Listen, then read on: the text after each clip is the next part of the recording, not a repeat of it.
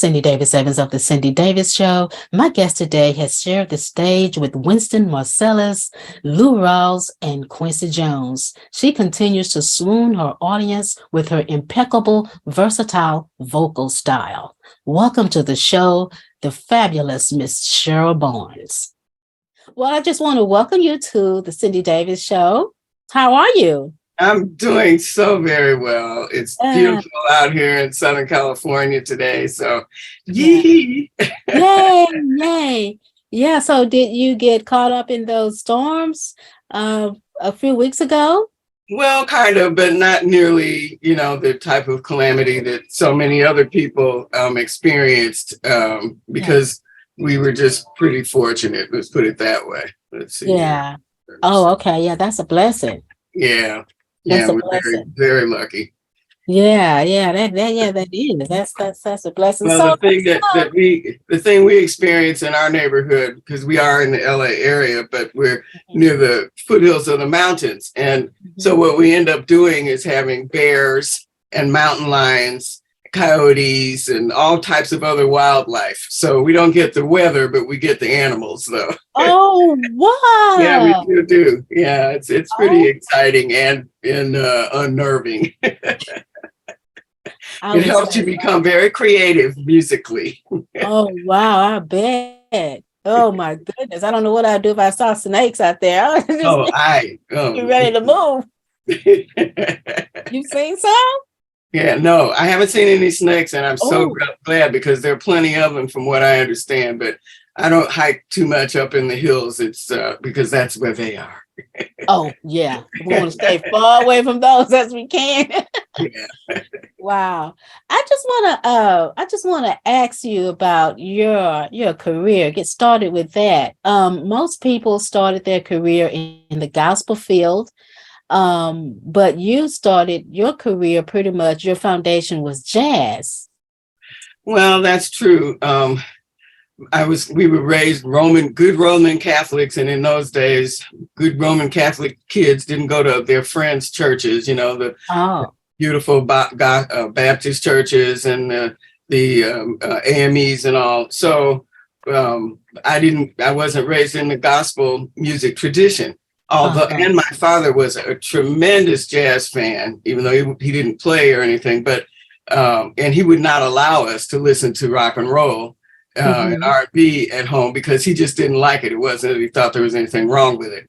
So, of course, my sister and I, who's a little older than me, listened to all that at our friends' houses. We didn't miss out. We were regular kids and teenagers who loved all the good music that was going on. But I was exposed to jazz from the very beginning, though. You wake up in the middle of the night and my father has the radio on, although everybody's asleep, but he likes to have it playing all night. And it would be some jazz station or even easy listening music, because in those days, how long ago was that? Not that long ago. But when that happened, you would hear a variety of styles of music because pop music and jazz in many ways were very much combined at the time, and meaning kind of more straight pop music. And then, because all the songs from musical theater and all that sort of thing was, jazz players were playing it, and wonderful jazz singers, of course, were singing these great songs. And so there was a mixture of this kind of the Broadway and all that other stuff. And then, of course, all at the same time, R&B and rock and roll and other types of popular music that was going on too. But that was my biggest exposure. And when I was 9, I started taking voice lessons. My grandparents and my parents had me do that, and so I started being exposed to learning more other types of music, singing opera and all that. So I had that training, but I chose jazz, and my first professional gigs when I was in junior high school were rock and roll bands. So, Who were your musical influences growing up then? Well, when I was younger, of course, it would be all those wonderful, fabulous singers who have affected every single one of us through time, through the ages. Ella Fitzgerald, and of course the great Nancy Wilson. Oh, yes. Cheryl Barnes. I mean, I sound like a broken record because I'm saying all those names, but those are the people who they established a standard for everyone else to aspire to, or to work from, to create their own style and what we have to offer in the music world. But when I was about 15, I stopped listening to singers because I could I had this gift of being able to kind of imitate every voice that I could hear. So I could sing just like Nancy Wilson. I could do some things like Ella Fitzgerald. I certainly couldn't scat like she did, but some of the tones, because I have a deep voice and a full voice and that sort of thing. And so when I was singing in a jazz trio, the piano player said, "Oh, why don't you just start listening to some of the horn players and all that?" So that's what I did. I started listening to horn players a lot, of the time, and it was very informative, without lyrics, and just learning so much, not formally learning, but by ear and everything, improvisation. And I use that in my singing as a lyric singer, as a vocalist. Yeah. How did you know that you wanted to sing?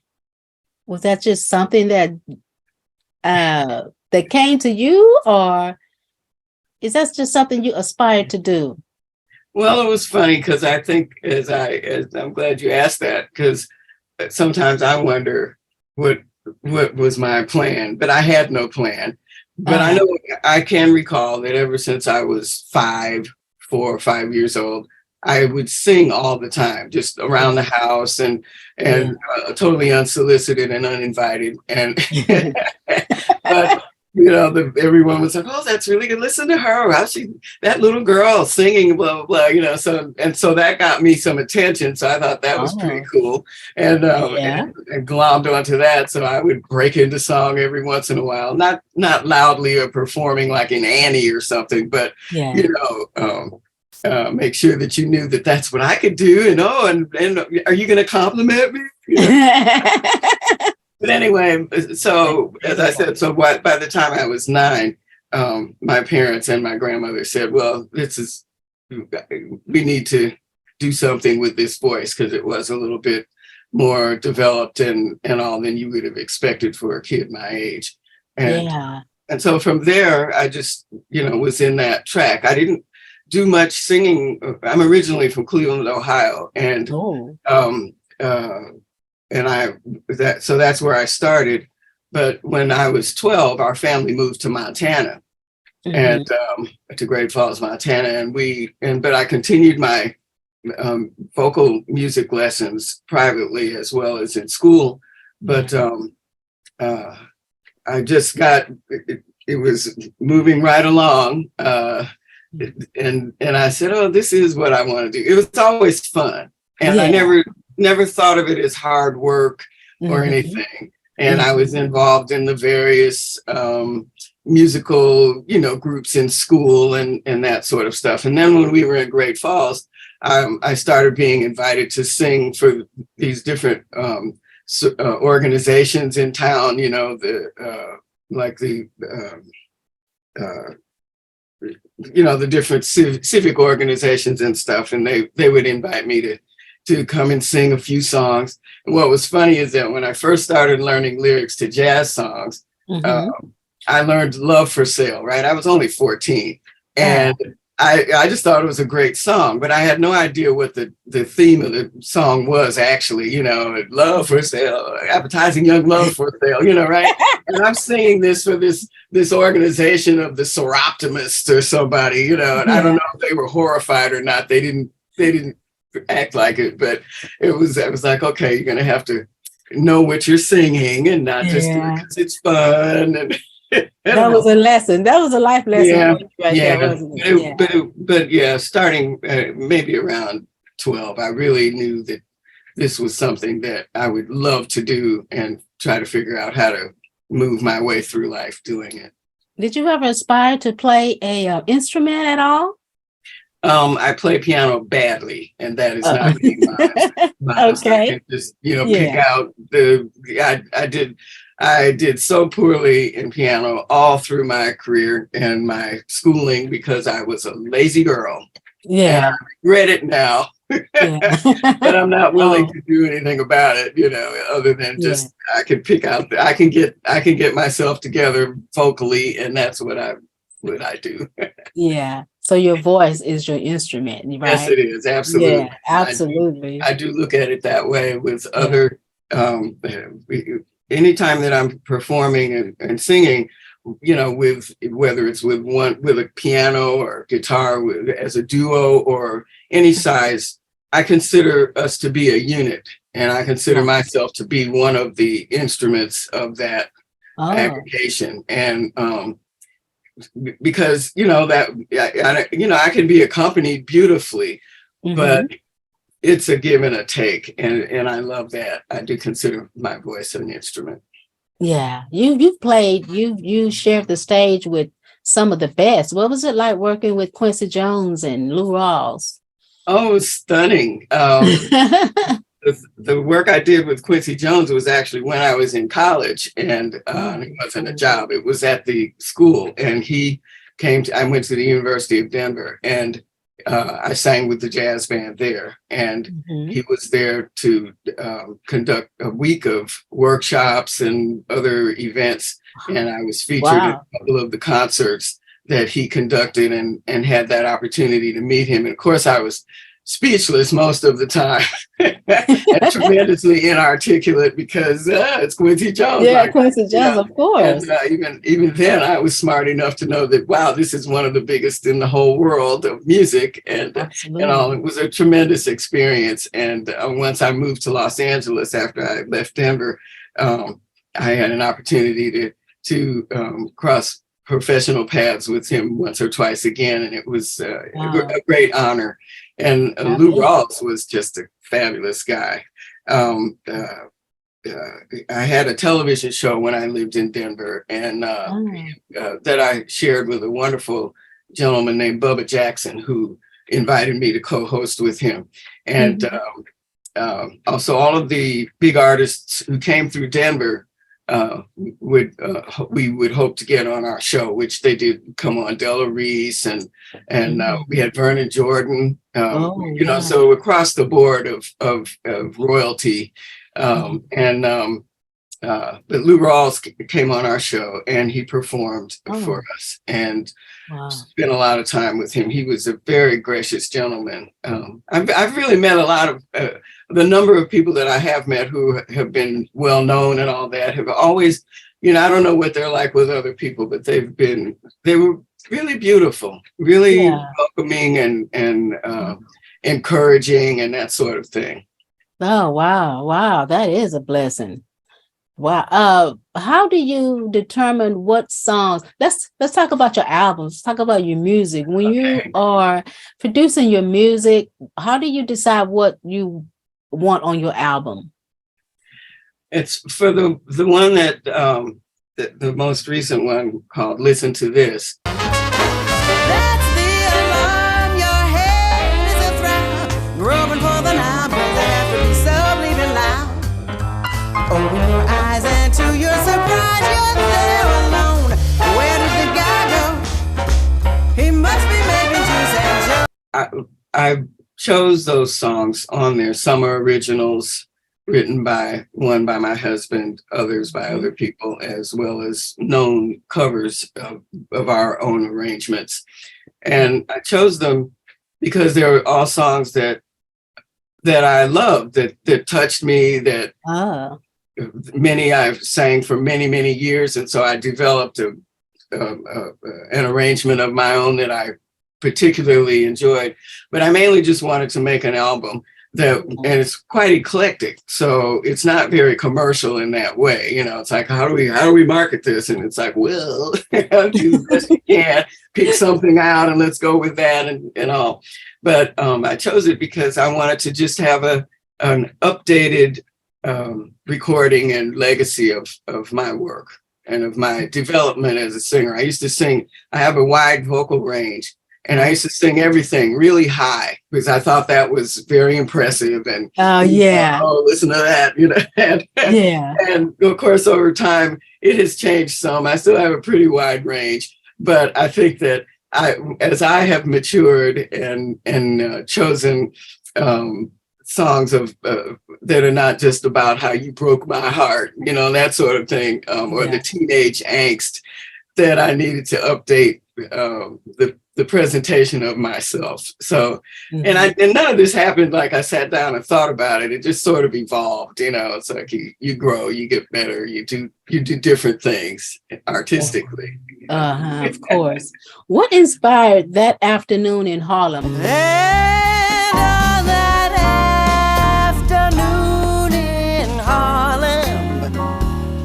Sang a song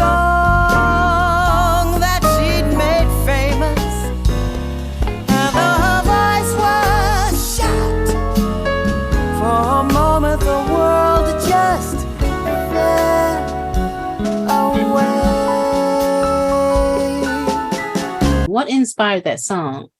Isn't that a wonderful song? Yes, it is. That was written by a very dear friend of mine named Mark Winkler, and Mark is quite high on some of the jazz, the standard jazz charts right now with some of his own work.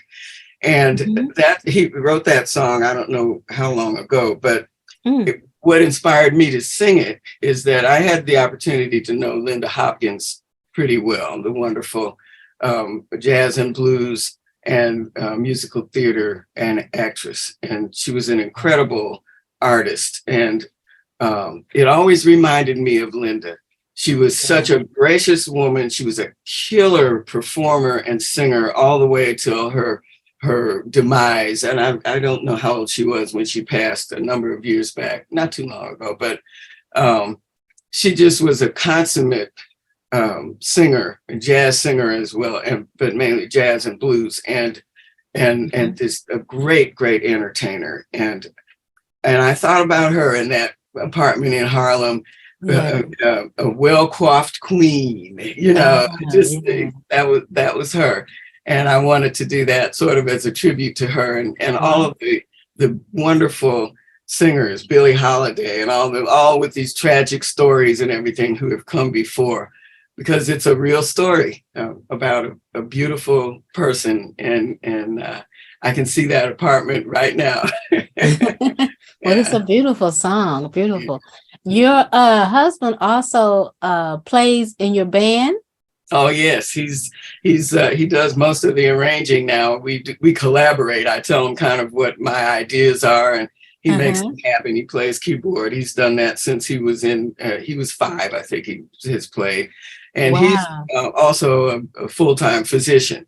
So, how do you make that work? Him being a full-time physician and a musician, how do you make his schedule work? Right. Well, it was pretty. He retired about 1.5 years ago. Oh, he retired. I'm so happy because we travel a lot now, and he has the time.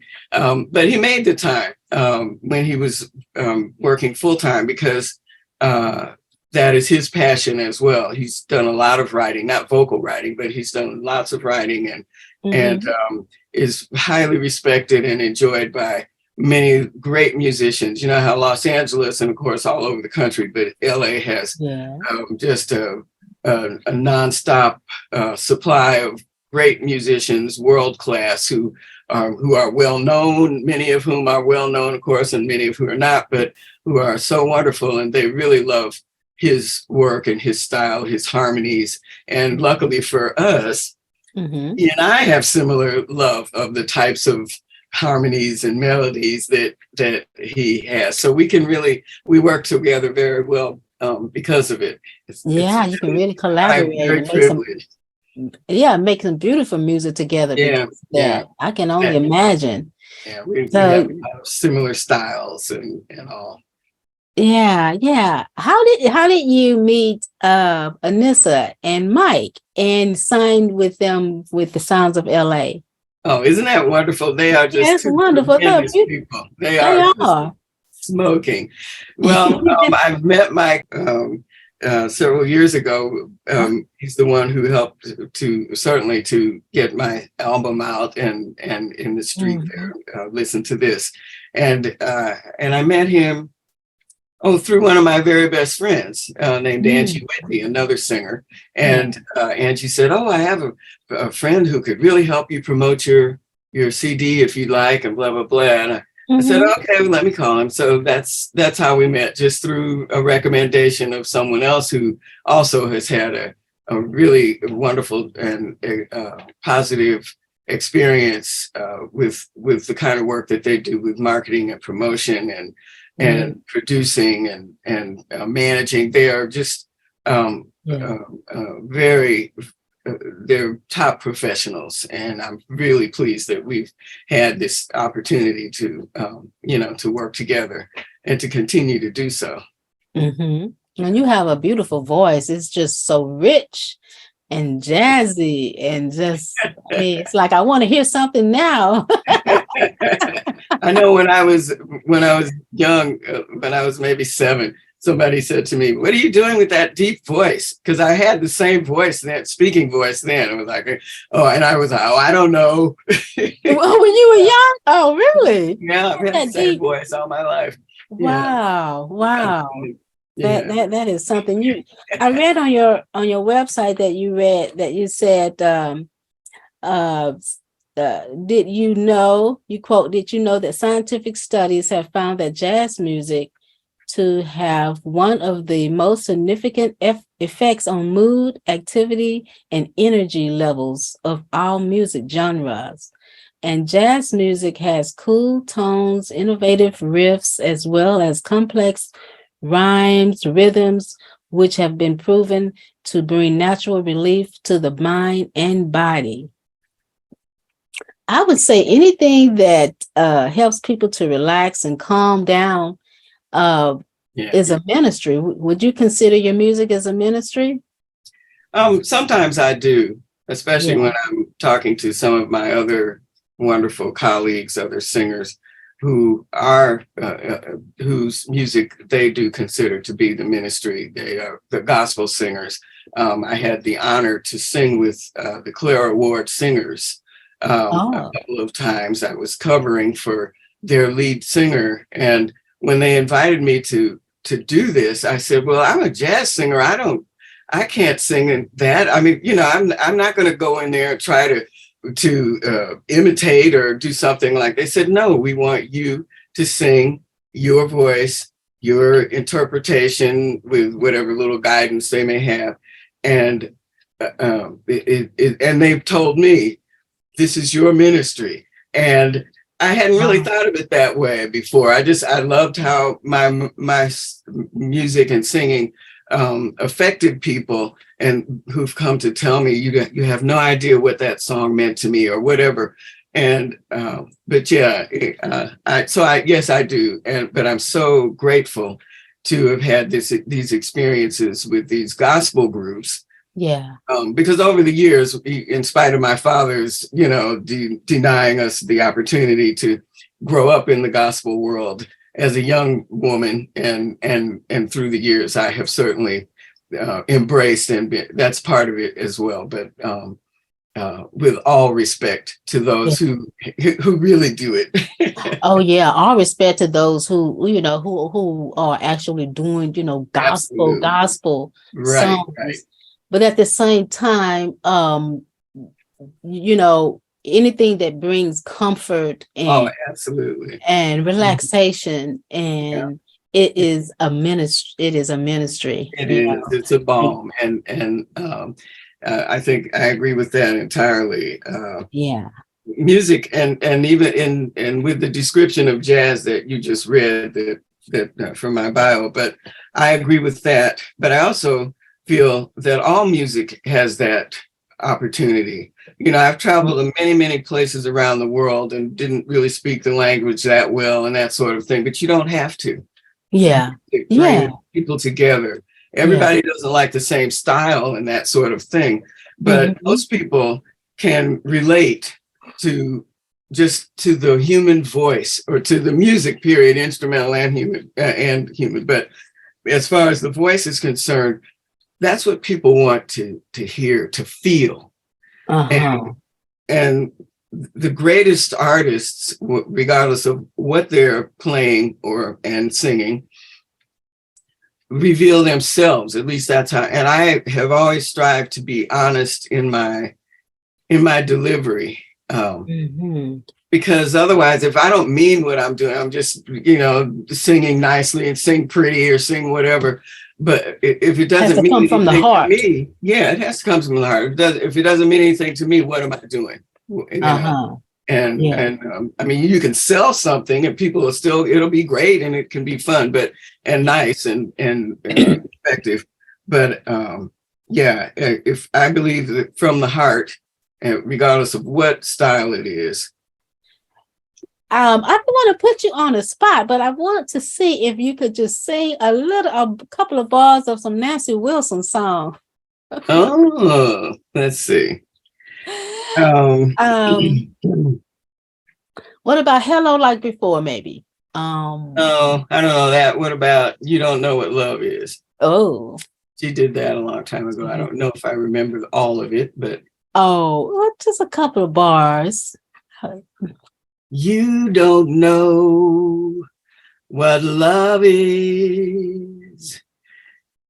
Oh, the meaning of the blues. Your heart is hurt and you have heard the news. You don't know what love is. You don't know how hearts hurt for a love that cannot live yet never dies. For lips that yearn to have a love beside. You don't know what love is. Bravo. Beautiful. Thank you. Thank you. Well, thank you for asking. Oh, absolutely. I feel like I'm breaking out in song. You had stopped recording for a while. Why did you stop recording? Well, I got kind of busy in a number of other things in my life. And so I decided that, well, I didn't decide anything. I just kind of moved along with the events going on in my personal life and family and that sort of thing. And only recently, in the last year and a half, 2 years or so, I did continue singing and performing, but not recording. And I kept thinking to myself, well, why need record? What am I doing this for? And it's like, well, no. It's because others want to hear what I have to say, and Michael is the one who is convincing me that that's absolutely the case. I just kind of, that part of it wasn't on my radar so much, but and then along with my family affairs that I had to take care of, but we're moving in that direction now. And actually, Phil and I have been working on some new material and coming up with a concept this time for a CD or an album, whatever is available now, since for streaming. Since our CD's gone, the albums are back, Anyway, for an upcoming project. So we're working on that now. I like to do this little game here. I played with the Supremes when they were on the show. I did it with Michael Henderson and a few others. And it's just, I throw out a year and you tell me what you remember or what you were doing that year. Oh my goodness. Oops. Okay. 1969. Oh, let's see. Oh, 1969. I was in college at University of Denver, and that year I was having a wonderful time Oh, wow. with friends and making music. I was singing in one of the major clubs there, and what else? And just having a great time as a young adult on my own, starring in I was the lead in one of the operas there at the university, as well as being the lead the singer in the jazz band as well. That's my husband's phone. Okay, goodbye. All right. Well, that's a milestone, college days. What about 1973? Oh, let's see, 73. I came here in 75, so I was still in Denver. That's when I had my television show in 73. Wow. And it was really great. We had so many wonderful people on the show. It gave me an opportunity to just grow and blossom as a young artist, trying to find a niche and my way in the musical world, and it was really a great opportunity to do this TV thing. And at the time, I think in 73, maybe it was 74, Diane Reeves is from Denver, and her aunt was a wonderful, beautiful person, and her mother, who were supporters of mine. They used to come to my shows and all. They asked me to be her vocal coach. So I was her vocal coach for about 20 minutes, because then I moved to Los Angeles. So I don't think I had a lot of influence on her, but she's such a magnificent artist and a really, really beautiful person. She comes, as you know, from family musical royalty with George Duke and her family. And one of her uncles was the first Black bassist for the for Denver Symphony Orchestra. Charles Burrell was his name. And so that was going on in that year for me. 1980. 1980. That was time for disco music. And I was traveling all over the world singing. I wasn't singing just disco music, but I was traveling to South America and to the Caribbean and a lot of the major hotels in the United States and Vegas, doing my show with all these different musicians all over the country and all over the world. I would take my gowns. I dressed beautifully with the formal wear and the sequins and the feathers and the whole 9 yards, and then and take all of my music with me and rehearse the band. And there are always great musicians all over. Yeah, so that's what I was doing, was traveling the world. What do you want people to know about you or remember about you? As an artist, I would like for them to think of me as someone who was really great and contributed to not just jazz, but to this wonderful world of entertainment, that what I have done and what I do has meaning, has, once again, talking from the heart and everything, singing from the heart, and that it has had an effect, a positive and calming effect on people. I would like for them to say, "Oh wow, that was that one. What was her name? I can't remember her name, but she used to sing and it always made me feel great, or it always reminded me of, or I loved her voice because." So I'd like to be remembered for that. Beautiful. Well, I want to thank you so much for your time and spending time with me and talking and sharing your life with us. Well, Cindy, we all like to talk about ourselves, or many of us do anyway. Thank you very much. And I like to listen. Oh, you're very welcome. Thank you so much. And I want to thank you for tuning in to the Cindy Davis Show. Until next time, God bless.